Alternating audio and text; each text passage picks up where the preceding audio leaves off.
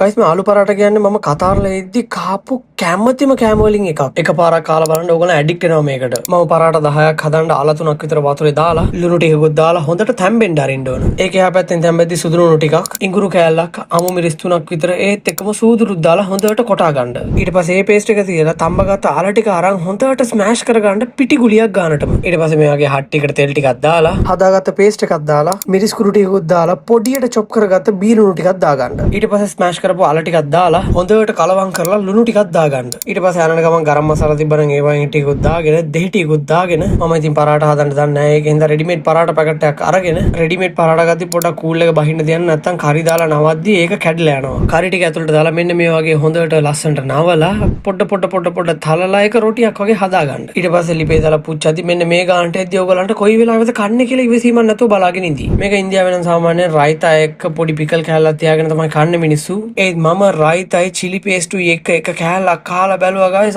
ඉතින් කියලා වැඩක් නෑ, ඒ තරම් රහයි. මේ වගේ ඉන්දියන් කෑම කන්න කැමති ඔයගේ යාළුවෝට ෂෙයා කරලා අහන්න. කාලා බලමුද කියලා එහෙනම්.